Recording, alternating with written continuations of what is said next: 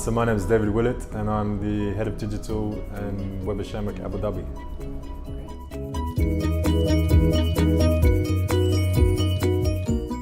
Not to blow my own trumpet, but I think that the last year especially involved a lot of hard work, a lot of hard graft on my part. But the vast majority, I think, of why I won the award, the real reason behind it is the fantastic team we have at Abu Dhabi office, Web at Shandwick, especially with regards to the MD and the senior management team is very good at pushing you and giving the responsibility that you need to be able to flourish.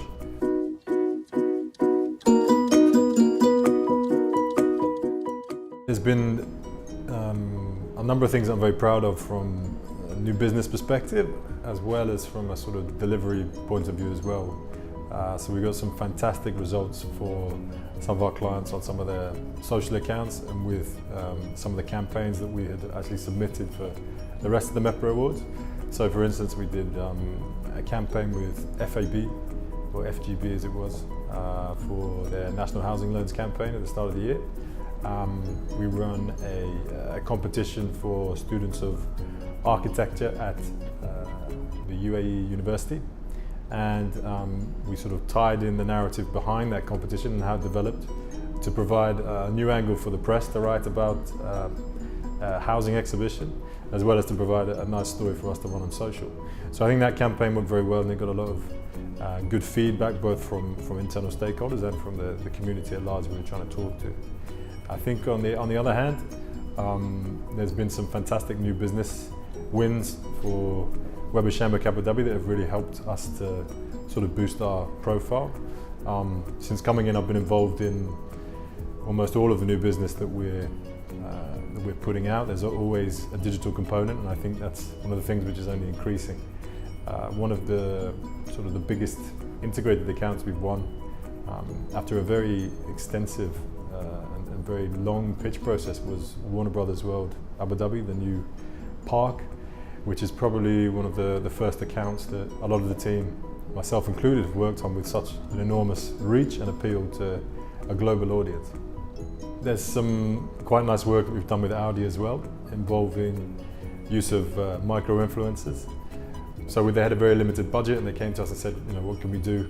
And rather than look at their existing channels and, or advertising, for instance, we said, why don't we have a look at what we're doing in this new sort of emerging space. We didn't obviously have enough money to be able to pay for some of your more high-profile influencers, but we could recognise that at least within the Abu Dhabi locality, which is what we were targeting, it might even be more beneficial to look for people that could talk about our products for free. So we did some influencer mapping to find people that were likely to fit with the profile that suited a particular model of car, and we approached them if they were between about 10,000 and 50,000 followers, and we approached them for a sort of brand partnership, and we got some great results out of that in terms of impressions, but also in terms of leads. We were actually driving people back to book test drives and visit the website.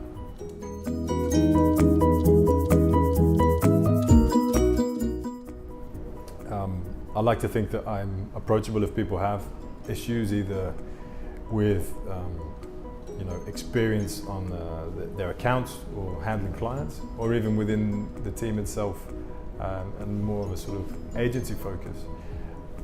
I do feel like I've seen quite a lot and experienced quite a lot, and it's my wish that I can help to maybe prevent mistakes that I've made previously or offer advice based on my past experience, and I think people value that.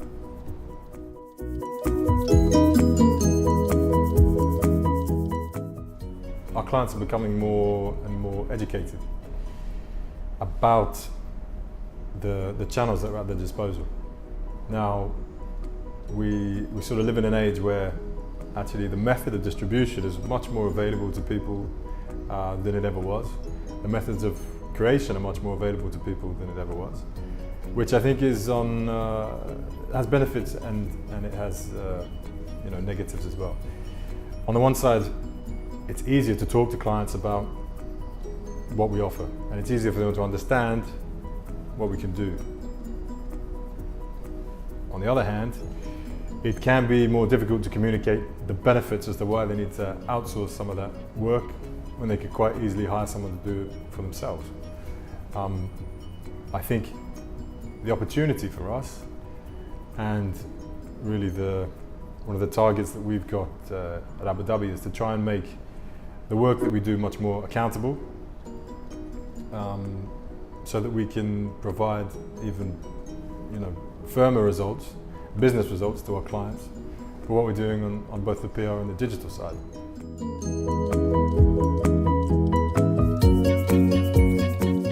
Look, I think winning Young Communicator was incredibly flattering. I mean, I'm very proud to have won, especially considering that 50% of the competition was from Shandwick. I know these guys all personally, and they're very talented in their own right. Everyone has an incredible amount of talent. So it was great. It was great to be nominated, even, but to win it was the icing on the cake. Hopefully, it bodes well for the future, and I hope that I can continue to help Shandwick be an award-winning agency in the future as well.